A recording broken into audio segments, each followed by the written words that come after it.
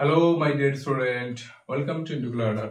Dear student, দশম শ্রেণীর সরল সুদ ইতিমধ্যে আমরা 1 থেকে 8 অবধি ধরে ধরে কমপ্লিট করেছি। এই ভিডিওতে আমরা 9 নম্বর অঙ্কটি ভালো করে শিখবো। ফার্স্ট অফ অল অঙ্কে কি দেওয়া আছে ভালো করে দেখো। এখানে দুটো কন্ডিশন বলেছে, একটা ব্যাংক একটা সমবায়। বলা হয়েছে যে একটি কৃষি সমবায় সমিতি তার সদস্যদের বার্ষিক 4% হারে ঋণ কৃষি ঋণ দেয়। মানে একটি কৃষি সমবায় সমিতি ছিল, ওখানকার যে সদস্যরা আছে ওদেরকে বার্ষিক 4% বার্ষিক 4% সরল সুদের হারে কৃষি ঋণ দেয়, অত্যন্তই কম। আচ্ছা, কিন্তু ব্যাংক থেকে টাকা ধার নিলে বার্ষিক 7.4% হারে সরল সুদ দিতে হয়। তুমি যদি ব্যাংক থেকে নাও তাহলে তোমাকে বার্ষিক 7.4% সরল সুদ দিতে হবে, এবং তুমি যদি এই সমবায়ের সদস্য হয়ে নাও তাহলে তোমাকে 4%। তাহলে এখানে সুদের হার কম হলে কিন্তু সুদ কম দিতে হয়। আচ্ছা, একজন কৃষক যদি ব্যাংক থেকে টাকা ধার না করে সমবায় সমিতির সদস্য হয়ে সমিতি থেকে 5,000 টাকা ঋণ নেন, তবে তার বছরে সুদ বাবদ কত টাকা বাঁচবে? আচ্ছা দেখো, একটা জিনিস ভালো করে বোঝো। এই তোমার সমবায়ে তোমার সুদের হার হচ্ছে 4% সমবায় সমিতিতে, আর ব্যাংকে হচ্ছে 7.4%। দেখো, সময় এক, এখানে 1 বছরে বলেছে, 1 বছর সময়। আচ্ছা, আসল বলতে 5,000, সময় সেম, আসল সেম, সুদের হার আলাদা। যখন সুদের হার কম হবে তো সুদ কম হবে, যখন সুদের হার বেশি হবে তো সুদ বেশি হবে। তাহলে নিশ্চয়ই ব্যাংকে কিন্তু সুদের মাত্রা বেশি হবে, বোঝা গেছে? এবার যদি আমি ব্যাংক থেকে ধার নিতাম তাহলে আমাকে সুদ কত আসতো, যদি আমি সমবায় থেকে ধার নিতাম তাহলে সুদ কত আসতো। দেখা যাবে কি ব্যাংকে থেকে টাকা ধার নিলে সুদের মান বেশি, সুদ বেশি হবে। তো কত টাকা বেশি? তাহলে ওটাই তো চেয়েছে যে আমি ব্যাংক থেকে না নিয়ে যদি সমবায় সমিতির সদস্য হয়ে নেই তাহলে আমার কত টাকা বাঁচবে, ঠিক মানে কত টাকা কম সুদ দিতে হবে। চলো, আমরা এখানে দুটো কন্ডিশন, একটা হচ্ছে কি বলতো, একটা হচ্ছে কৃষি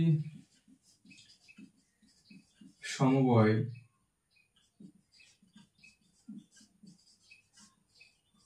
সমিতির ক্ষেত্রে দেখো সুদের হার কত দেওয়া আছে বলতো, ব্র্যাকেটে আর সমান সমান কৃষি সমবায় সমিতিতে কত আছে? 4%। বেশ, কত পার্সেন্ট বলতো? 4%। আচ্ছা, আসল কত একবার দেখো ভালো করে।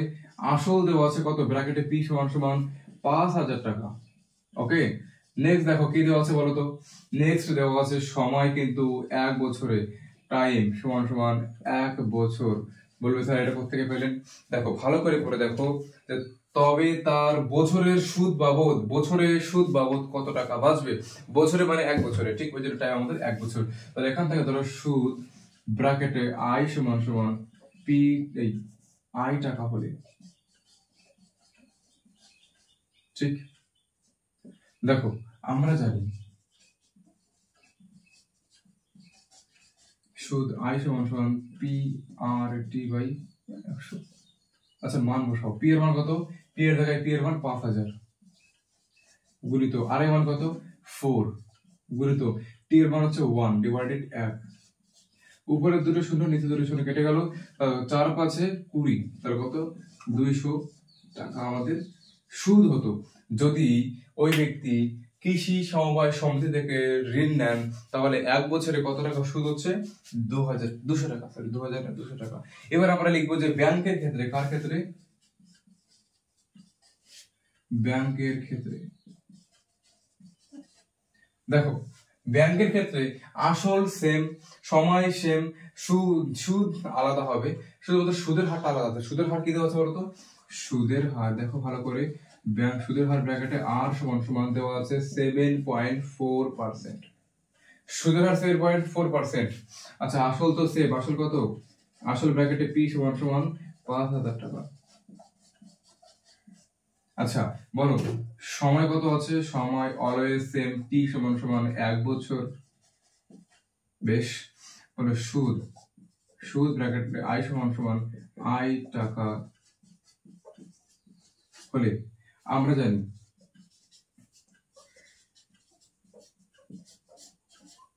আমরা কি জানি বলতো? আই সমান সমান পি আর টি বাই 100। বলো পি এর মান কত? পি এর মান 5,000, আর এর মান কত? 7.4 ইন্টু টি হচ্ছে 1 ডিভাইডেড 100।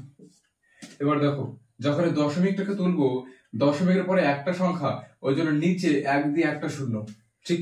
উপরে 3টে শূন্য কাটবো, নিচেও 3টে শূন্য কাটবো, তাহলে i সমান সমান কি পেলাম, 5 ইন্টু 74।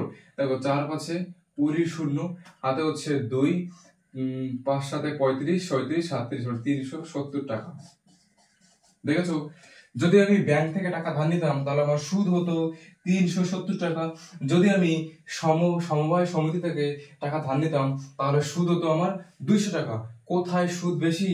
ব্যাংকে সুদ বেশি। তাহলে আমি যদি ব্যাংক থেকে সুদ না নিয়ে আমি যদি এই সমিতি থেকে সুদ নিতাম, যদি আমি ব্যাংক থেকে ধার না নিয়ে আমি যদি সমিতি থেকে ধার নিতাম বা ঋণ নিতাম, তাহলে কিন্তু আমাকে সুদ কম দিতে হতো। তাহলে কত টাকা কম দিতে হচ্ছে বা আবার কত টাকা বাঁচবে? তাহলে এই টাকা থেকে আমি এই টাকা বাদ দেবো। তাহলে কি লিখবো দেখো তো,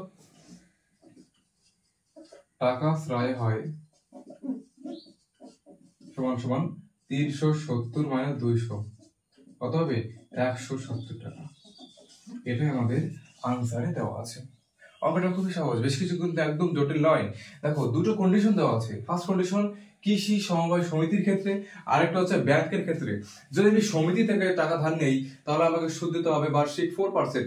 যদি আমি ব্যাংক থেকে টাকা ধার নেই তাহলে আমাকে সুদ দিতে হবে 7.4%, মানে সুদের হার ব্যাংকে বেশি। তো যেখানে সুদের হারের মান বেশি হবে বা সুদের হার বেশি হবে, সেখানে কিন্তু সুদ বেশি। আচ্ছা, আমরা সেটা দেখলাম যে ব্যাংকে যদি আমরা ধার নিতাম তাহলে আমাদের সুদ হতো 370 টাকা। যদি আমরা সমিতি থেকে ধার নিতাম তাহলে সুদ হতো কত টাকা? 200 টাকা। তাহলে যদি আমরা এখান থেকে ব্যাংকে না নিয়ে এখানে নেই তাহলে কত টাকা বাঁচবে? দেখলাম যে 170 টাকা বাঁচবে, ঠিক। আজকে যদি এই দেখো আমি যে পড়াচ্ছি তোমাদের কেমন লাগছে অবশ্যই আমাকে তো রিভিউ দিবে তোমরা। যদি কোথাও কোনো রকম প্রবলেম হয়, যে মনে হয় যে না স্যার এই জায়গাটা এমন করে দেওয়া উচিত, আমি অবশ্যই তার খেয়াল রাখবো। আজকে অবধি, দেখা হবে পরবর্তী ক্লাসে। জয় হিন্দ।